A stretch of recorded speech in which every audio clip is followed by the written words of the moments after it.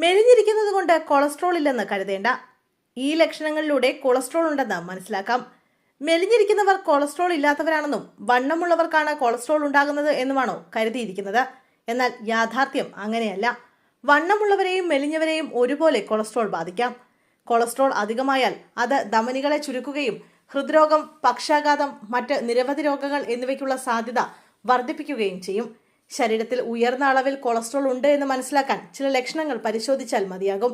ചർമ്മത്തിലെ മുഴകൾ കൊളസ്ട്രോളിന്റെ അളവ് ഉയരുന്നതിന്റെ മുന്നറിയിപ്പ് അടയാളമാണ്. ഇവയെ സാന്തോമകൾ എന്നാണ് വിളിക്കുന്നത്. ചർമ്മത്തിൽ കൊളസ്ട്രോൾ അടിഞ്ഞുകൂടുന്നതിന്റെ ഫലമായി കണ്ണുകൾ, കൈമുട്ടുകൾ അല്ലെങ്കിൽ കാൽമുട്ടുകൾ ഇവയ്ക്ക് ചുറ്റും ഇത്തരം മുഴകൾ ഉണ്ടാകാം. അതുപോലെ കൃഷ്ണമണിക്ക് ചുറ്റും ആർക്കൈസ് സെനലിസ് എന്നറിയപ്പെടുന്ന ഇളം നിറത്തിലുള്ള ഒരു വളയം കാണപ്പെടുന്നുണ്ടെങ്കിൽ ഇവയെല്ലാം ധമനികളിൽ കൊളസ്ട്രോൾ അടിഞ്ഞുകൂടുന്നതിന്റെ ലക്ഷണമാണ്. നെഞ്ചുവേദന കൊളസ്ട്രോളിന്റെ ഉയർന്ന അളവ് ധമനികളുടെ ആവരണത്തിൽ പ്ലാക്ക് അടിഞ്ഞുകൂടുന്നതിന് കാരണമാകുന്നു. ഇത് രക്തയോട്ടം മന്ദഗതിയിലാക്കുന്നു. ഹൃദയത്തിലേക്ക് രക്തം പമ്പ് ചെയ്യുന്ന ധമനികൾ ഇടുങ്ങിയാൽ നെഞ്ചുവേദന ഉണ്ടാകാം. നെഞ്ചിൽ സമ്മർദ്ദം, വലിഞ്ഞുമുറുകൽ, വേദന എന്നിവയാണ് സാധാരണയായി കാണപ്പെടുന്നത്. ഹൃദയത്തിന് ഓക്സിജൻ ലഭിക്കുന്നില്ല എന്നതിന്റെ സൂചനയാണ് ഈ അസ്വസ്ഥതകൾ. ഈ ലക്ഷണം ഒരിക്കലും അവഗണിക്കരുത്. ഹൃദയാഘാതത്തിന് കാരണമായേക്കാം.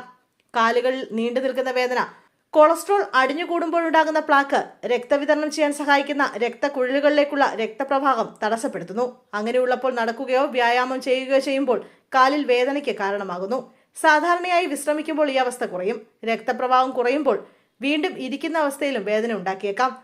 നീണ്ടു നിൽക്കുന്ന ക്ഷീണത്തോടൊപ്പം ശ്വാസം മുട്ടൽ, ശരീരത്തിൽ ഉയർന്ന അളവിൽ കൊളസ്ട്രോൾ ഉണ്ടെങ്കിൽ അത് ധമനികളെ ചുരുക്കുകയും അവയവങ്ങളിലേക്ക് ലഭിക്കുന്ന ഓക്സിജന്റെ അളവിനെ കുറയ്ക്കുകയും ചെയ്യുന്നു.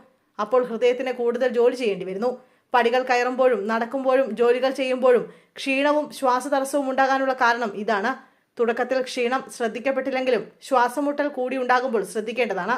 കൊഴുപ്പുകൾ അടങ്ങിയ മോശം ഭക്ഷണക്രമം, ആവശ്യത്തിന് വ്യായാമം ലഭിക്കാതിരിക്കുക, പാരമ്പര്യം, പ്രമേഹം, തൈറോയിഡ്, വൃക്കരോഗം, കരൾ രോഗം പോലുള്ള ആരോഗ്യ പ്രശ്നങ്ങളും ഉയർന്ന അളവിൽ കൊളസ്ട്രോളിന് കാരണമായേക്കാം.